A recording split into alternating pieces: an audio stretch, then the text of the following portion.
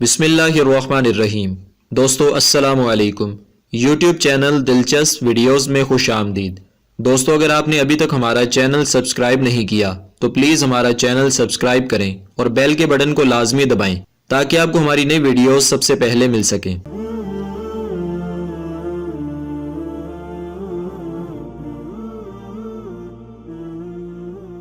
دوستو ایک مرتبہ پھر ایک اور قرآنی واقعے کے ساتھ آپ کی خدمت میں حاضر ہیں۔ آج کی ہماری ویڈیو کا موضوع ہے کہ اصحاب الاخدود جن کا ذکر قرآن پاک میں آیا وہ کون لوگ تھے۔ دوستو اصحاب الاخدود کے بارے میں مفسرین کا اختلاف ہے کہ یہ کون لوگ تھے اور ان کا کیا واقعہ تھا۔ اس بارے میں حضرت صہیب رضی اللہ تعالیٰ عنہ سے روایت ہے کہ اگلی امتوں میں ایک بادشاہ تھا جو خدائی کا دعویٰ کرتا تھا اور ایک جادوگر اس کے دربار میں بہت ہی مقرب تھا۔ ایک دن جادوگر نے بادشاہ سے کہا کہ میں اب بوڑھا ہو چکا ہوں، لہٰذا تم ایک لڑکے کو میرے پاس بھیج دو تاکہ میں اس کو اپنا جادو سکھا دوں۔ چنانچہ بادشاہ نے ایک ہوشیار لڑکے کو جادوگر کے پاس بھیج دیا۔ لڑکا روزانہ جادوگر کے پاس آنے جانے لگا، لیکن راستے میں ایک ایماندار راہب رہتا تھا۔ لڑکا ایک دن اس راہب کے پاس بیٹھا تو اس کی باتیں لڑکے کو بہت پسند آ گئیں۔ چنانچہ لڑکا جادوگر کے پاس آنے جانے میں روزانہ راہب کے پاس بیٹھنے لگا۔ ایک دن لڑکے نے دیکھا کہ ایک بہت بڑا اور خطرناک جانور کھڑا انسانوں کا راستہ روکے ہوئے ہے۔ لڑکے نے یہ منظر دیکھ کر اپنے دل میں کہا کہ آج یہ ظاہر ہو جائے گا کہ جادوگر افضل ہے یا راہب۔ چنانچہ لڑکے نے ایک پتھر اٹھا کر یہ دعا مانگی کہ اے اللہ کریم، اگر تیرے دربار میں یہ مذہب جادوگر سے زیادہ مقبول و محبوب ہو تو اس جانور کو اسی پتھر سے قتل فرما دے۔ یہ دعا کر کے لڑکے نے جانور کو اس پتھر سے مار دیا تو یہ بہت ہی بڑا جانور ایک چھوٹے سے پتھر سے قتل ہو کر مر گیا اور لوگوں کا راستہ کھل گیا۔ لڑکے نے راہب سے یہ پورا واقعہ بیان کیا تو راہب نے کہا کہ اے لڑکے، خدا عز و جل کے دربار میں تیرا مرتبہ بہت بلند ہو گیا ہے، لہٰذا اب تو عنقریب امتحان میں ڈالا جائے گا، اس لیے کسی کو میرا پتہ نہ بتانا اور امتحان کے وقت صبر کرنا۔ اس کے بعد یہ لڑکا اس قدر صاحب کرامت ہو گیا کہ اس کی دعاؤں سے مادر ذات اندھے اور کوڑی شفا پانے لگے۔ رفتہ رفتہ بادشاہ کے دربار میں اس کا چرچا ہونے لگا تو بادشاہ کا ایک بہت ہی مقرب ہم نشین جو کہ اندھا ہو گیا تھا اس لڑکے کے پاس بہت سے تحائف لے کر حاضر ہوا اور اپنی بصارت کے لیے دعا کا طالب ہوا۔ تو لڑکے نے کہا کہ اگر تو اللہ تعالیٰ پر ایمان لائے تو میں تیرے لیے دعا کروں گا۔ چنانچہ وہ ایمان لے آیا اور لڑکے نے اس کے لیے دعا کر دی تو فوراً ہی اس کی بینائی لوٹ آئی۔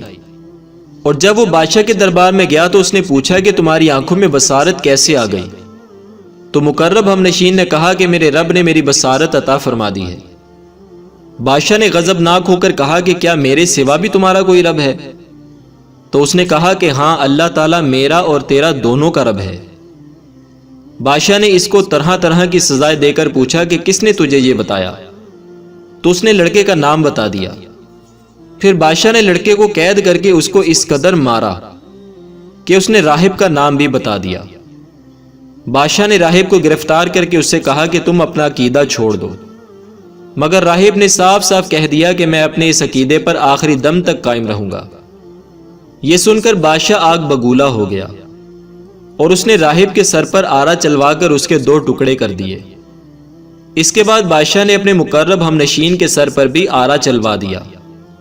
پھر لڑکے کو سپاہیوں کے سپرد کیا اور حکم دیا کہ اس کو پہاڑ کی چوٹی پر چڑھا کر پہاڑ کے اوپر سے دھکا دے دو۔ لڑکے نے پہاڑ پر چڑھ کر دعا مانگی تو ایک زلزلہ آیا اور بادشاہ کے سپاہی زلزلے کے جھٹکوں سے ہلاک ہو گئے اور لڑکا سلامتی کے ساتھ پھر بادشاہ کے سامنے آ کھڑا ہوا۔ پھر بادشاہ نے غیظ و غضب میں بھر کر حکم دیا کہ اس لڑکے کو کشتی میں بٹھا کر سمندر میں لے جاؤ اور سمندر کی گہرائی میں لے جا کر اس کو سمندر میں پھینک دو۔ چنانچہ بادشاہ کے سپاہی اس کو کشتی میں بٹھا کر لے گئے۔ پھر جب لڑکے نے دعا مانگی تو کشتی غرق ہو گئی اور سب سپاہی ہلاک ہو گئے اور لڑکا صحت و سلامتی کے ساتھ بادشاہ کے سامنے آ کر کھڑا ہو گیا۔ بادشاہ اس کو دوبارہ دیکھ کر حیران رہ گیا۔ پھر لڑکے نے بادشاہ سے کہا کہ اگر تو مجھ کو شہید کرنا چاہتا ہے تو اس کی صرف ایک ہی صورت ہے کہ تو مجھ کو سولی پر لٹکا کر اور یہ پڑھ کر مجھے تیر مار کے بسم اللہ رب الغلامی۔ چنانچہ اسی ترکیب سے بادشاہ نے اس لڑکے کو تیر مار کر شہید کر دیا۔ یہ منظر دیکھ کر ہزاروں کے مجمع نے بلند آواز سے یہ اعلان کرنا شروع کر دیا کہ ہم اس لڑکے کے رب پر ایمان لائے۔ بادشاہ غصے میں بکھلا گیا اور اس نے گڑھا کھدوا کر اس میں آگ جلوائی۔ جب آگ کے شعلے خوب بلند ہونے لگے تو اس نے ایمانداروں کو پکڑ کر اس آگ میں ڈالنا شروع کر دیا، یہاں تک کہ 77 مومنین کو اس نے آگ میں جلا ڈالا۔ آخر میں ایک ایمان والی عورت اپنے بچے کو گود میں لیے ہوئے آئی، اور جب بادشاہ نے اس کو آگ میں ڈالنے کا ارادہ کیا تو وہ کچھ گھبرائی تو اس کے دودھ پیتے بچے نے کہا کہ اے میری ماں، صبر کر، تو حق پر ہے۔ بچے کی آواز سن کر اس کی ماں کا جذبہ ایمانی بیدار ہو گیا اور وہ مطمئن ہو گئی۔ پھر ظالم بادشاہ نے اس مومنہ کو اس کے بچے کے ساتھ آگ میں پھینک دیا۔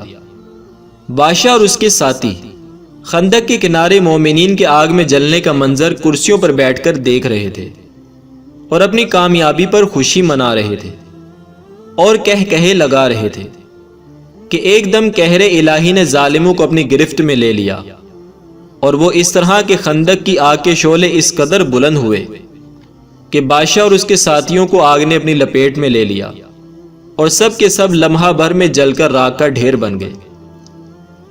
اور باقی تمام دوسرے مومنین کو اللہ تعالیٰ نے کافر اور ظالموں کے شر سے بچا لیا۔